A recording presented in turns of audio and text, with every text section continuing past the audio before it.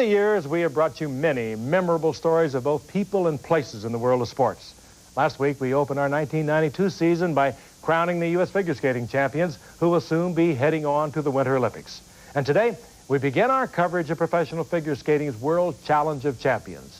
One tradition for Wide World began way back in January of 1963, when middle distance runner Jim Beatty became our first athlete of the year.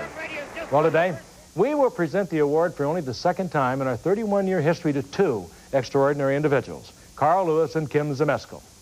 But right now, let's join countryside into a winter wonderland. Its frozen fjords become a friend to young and old alike. And in the shortened hours of winter's light, the children rise early to treasure their natural playground. It's a way of life passed on from generation to generation.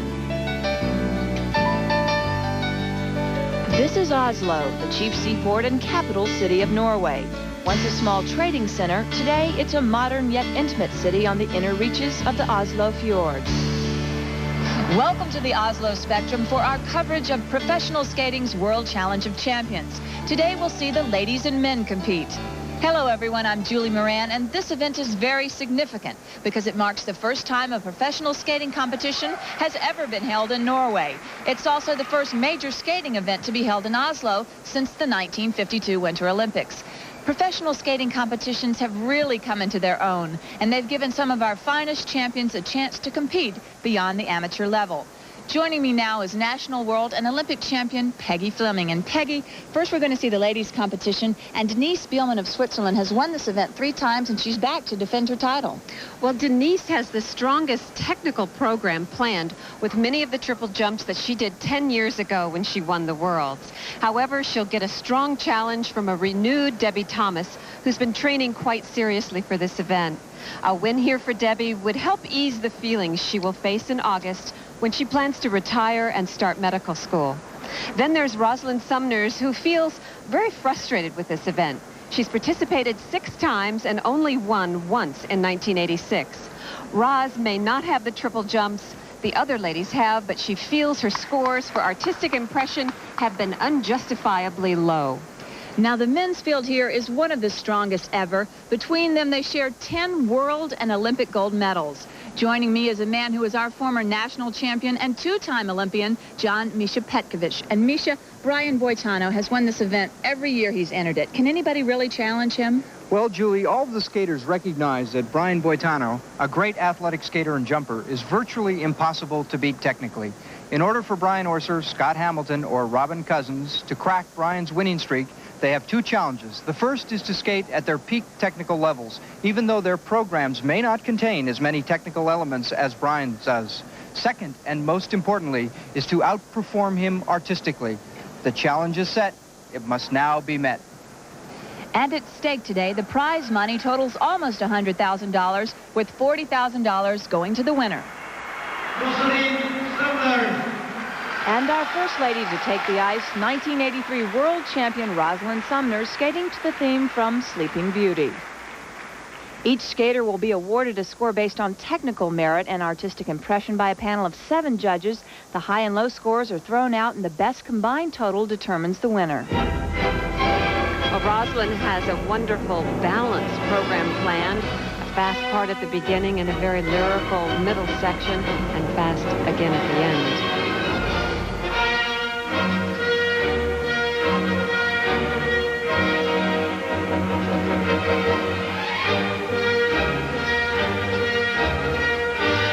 Opening jump she has planned is a double flip jump. Watch the takeoff.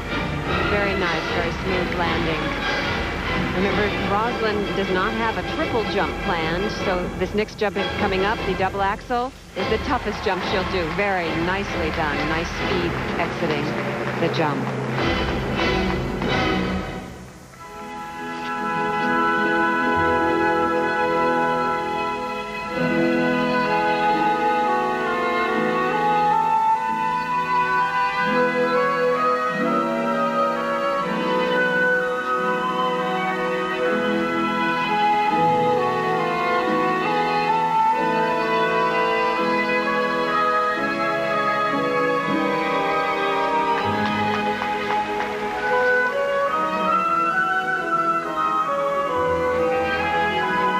beautiful sequence coming up. Watch the spiral sequences.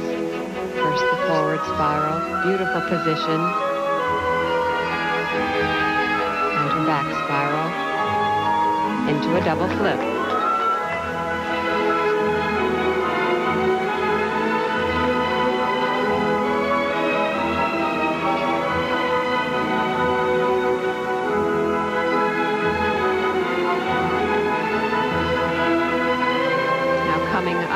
Is a combination of a double Lutz, double toe.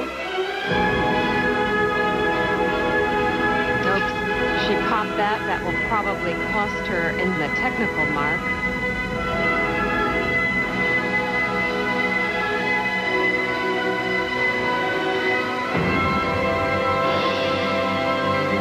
No, that was supposed to be a double axel, and that will definitely cost her in the technical mark. But she is still such a beautiful skater.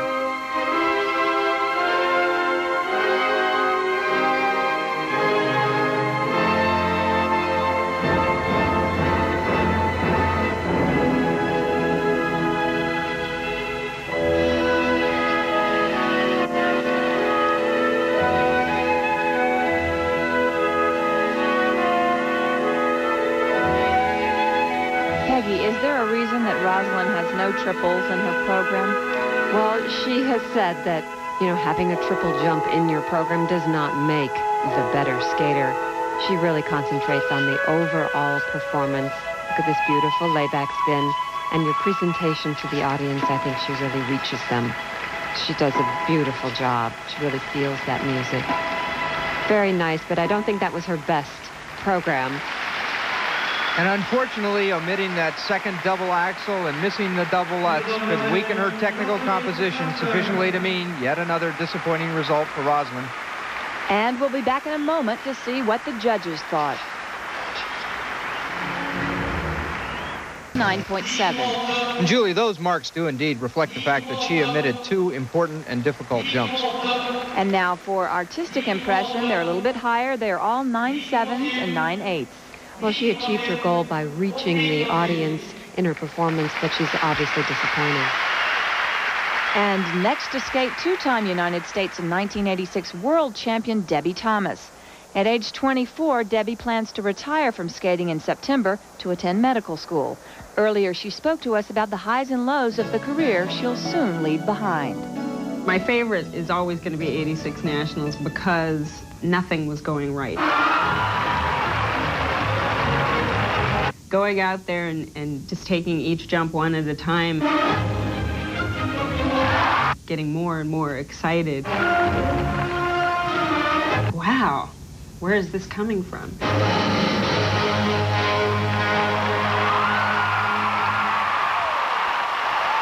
It was just fun for me. For the first time, I wasn't the Debbie Thomas that everyone knew. I know you can do this. We've been together.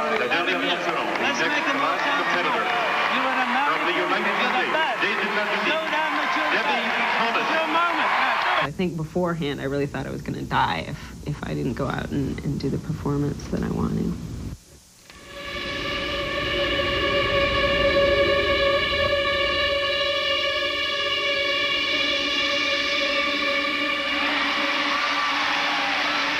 She double-footed the second triple toe. The first thing didn't work, and just my whole heart sort of went, ugh.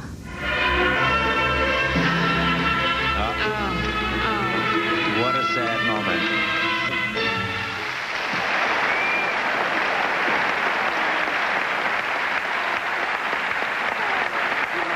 I would have been happier with a great performance, regardless of whether I won. But it didn't happen.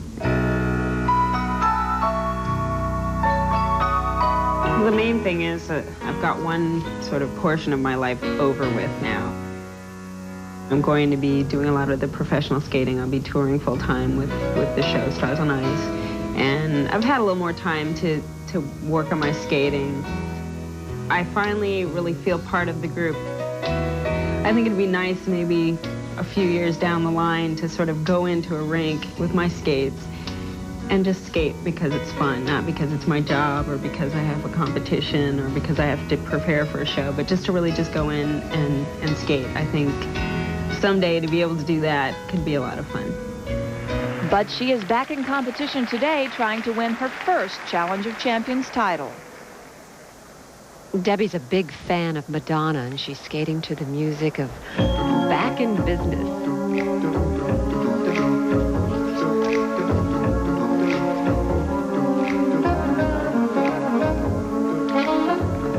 I'm gonna show you the good guys don't always win. I'm gonna show you the brighter side of living's in. So when you're 6 feet under, you won't. Nice continuous speed in the combination spin. Just 'cause you got a halo, don't mean that you can fly. If your body is over, Now coming up is her first triple she has planned, a triple Salchow. you made a blunder. You put me back. Now watch her take off and back inside edge. Up she goes, 3 revolutions, very nicely done, very easy. And that kind of technical certainty is exactly what she needs to unseat the technically proficient defending champion, Denise Fielman.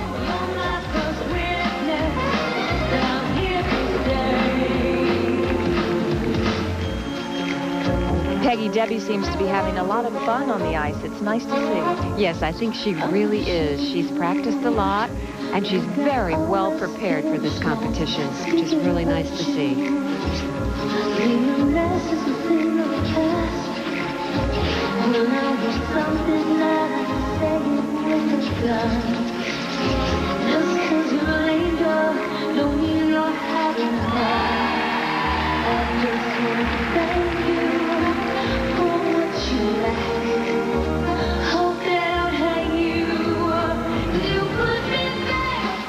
And now coming up is a combination Wally, triple toe, double toe.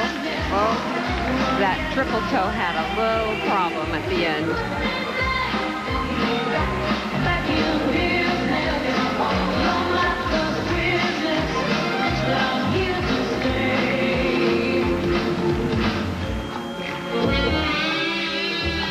And Debbie still choreographs her own routines as she did as an amateur.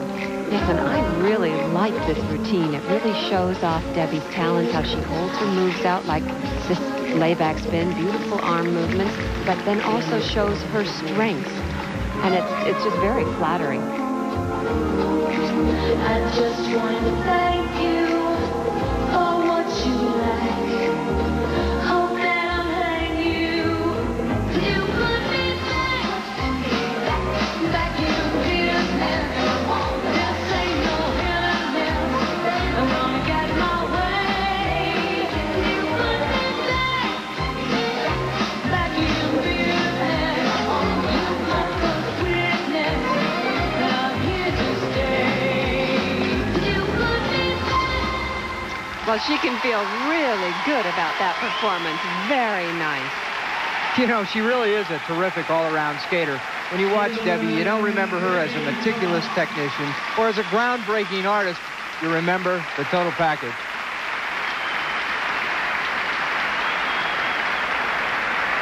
Let's take a look at the first triple jump, the triple Salchow. This is very well executed. Watch how her leg comes around. She's got good height in the air, and it's a nice, smooth landing. However, on this triple toe loop, you can see she doesn't quite get enough height, and her left foot touches down as she lands the jump. And here are her scores for technical merit. They are all 9.8s and 9.9s. Well, it doesn't seem that the judges have taken off any points for that missed triple toe loop later on in that program. And the marks for artistic impression. A 10. Oh, she has to be very satisfied. She really deserved these marks. It was a well-choreographed routine. And the rest of the scores, a 9.8 and all 9.9s, good enough to take the lead over Rosalind Sumners. National figure skating title at the age of 10. 3 years later in Oslo, she won the first of an improbable 10 world championships. And her Olympic feats are to this day unmatched. ABC's Marianne Grabavoy has more. In many ways, Sonja Henie was kissed by the goddess of fortune. Glamorous, talented, born with a silver spoon in her mouth, practically born with silver skates on her feet. The only daughter of an Oslo fur merchant, Papa Wilhelm Henie and Mama Selma doted on their blonde-haired, blue-eyed little darling. She won her first Olympic gold medal in 1928, second in 32, and an unprecedented third in 1936. Along this celebrated way, she popularized and revolutionized the sport, bringing to the ice ballet, choreography, jumps, spins, and shockingly short skirts. But to Sonja, skating only figured to be a means to an end. I have an all-consuming desire to become a movie star, she said. She left her native Norway, set out to conquer Hollywood, becoming a box office power in the late 30s, second only to another little darling, Shirley Temple. There was one hit movie after another, one leading man after another, one love affair after another. Van Johnson, Tyrone Power. Michael Kirby was one of Sonja's film skating partners. I think that her relationship with most men was to use them for whatever she could get out of them. If it was love, that was one thing. If it was power, another thing. Money, another thing. If Sonja wanted it, that's what she used the men for. Sonja teamed up with Chicago businessman Arthur Wirtz to stage the biggest, grandest ice shows ever. It's said their 16-year relationship netted Sonja a cool $10 million. Her film earnings, nearly $25 million. By all accounts, Sonja Henie loved three things in life: skating, money, and what that money could buy her. As she toured the world, going from trains to planes to ocean liners, she often carried with her a pillow with a hidden compartment. Nestled deep within the pillow's padding were diamonds and emeralds and rubies, jewels valued at over $1 million. They were the crown jewels of the Queen of Ice. As Sonja Henie lay her head on that pillow at night, she didn't count sheep, she counted carrots. World champion skater Aya Zanova knew all about Sonja and her love of the extravagant. She skated with real diamonds, real emeralds. Whatever jewelry she had on, they were real. Along with fame and fortune, there was controversy. She became an American citizen at the start of World War II, but because of her friendship with Adolf Hitler, Sonja's loyalties were strongly questioned. In fact, when the Nazis invaded Norway, Sonja saved the family home in a most unusual way. She was smart enough to call through to the housekeeper and tell her to put the picture of Hitler on the piano in the front foyer of the home. And the picture of Hitler said, "To my darling Sonja, with love, Adolf." They walked into Sonja's house, saw the picture of Hitler, said, "Heil Hitler," turned around and left, never touched the house the rest of the war.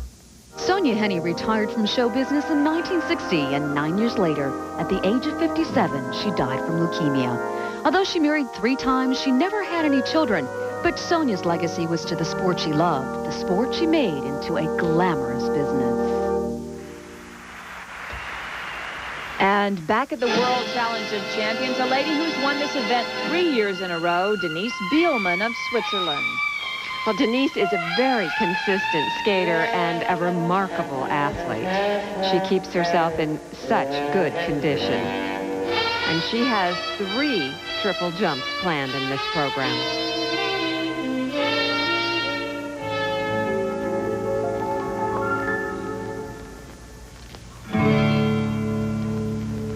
About 20 years ago, way down in New Orleans, a group of fellas found a new kind of music, and they decided to call it. Very nice double axel, very smooth.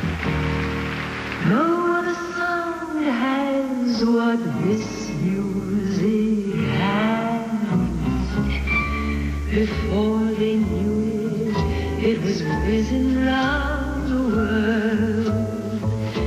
The world was... Now her first triple she has planned is a triple Lutz, one of the more difficult triple jumps. Watch her preparation from a back edge, and she'll tap her toe in. 3 revolutions. Oh, she kind of double-footed that. You know, in spite of the fact that she's in great condition and is arguably the most technically proficient lady, her program lacks luster. And to retain her title, she can't even have minor imperfections like that. Oh, baby, won't you play me the jazz hot, maybe, and don't ever let it end. I tell your friend it's really something. Peggy, one thing that I don't see in Denise is the facial expressions, the interpretation that I saw, for example, in Debbie or Roz. Well, she doesn't have the charisma with the audience as some of the other performers, but she does some things that, some elements in her program that not a lot of other people do. So she has some special moments.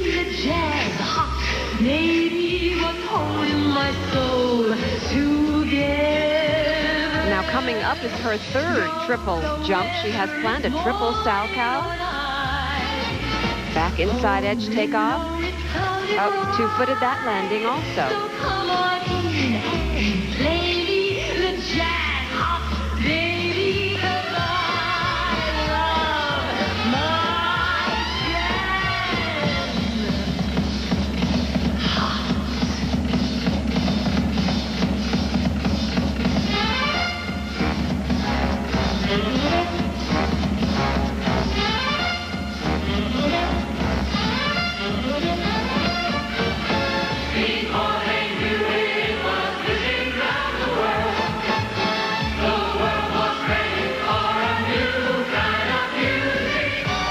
Double flip, double loop combination. And now coming up is her very famous spin, her Spielman spin. And here she goes into her camera where she grabs one leg. Watch that extension. Now you're in for a treat. Watch this.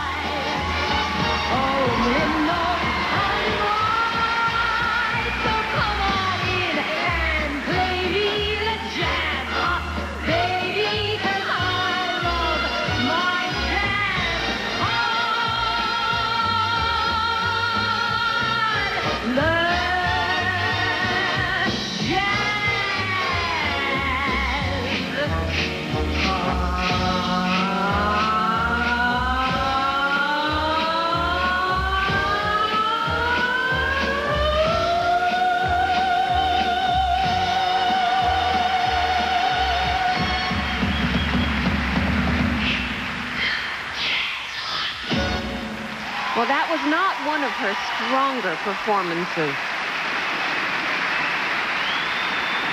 We'll be back with her scores after this. And the technical scores for Denise Spielman are all 9.8s and 9.9s, tying our leader, Debbie Thomas. And here's that critical triple Lutz, which she landed on 2 feet. Had she landed it cleanly, she would have beaten Debbie Thomas on the technical scores. However, Debbie should have the edge artistically.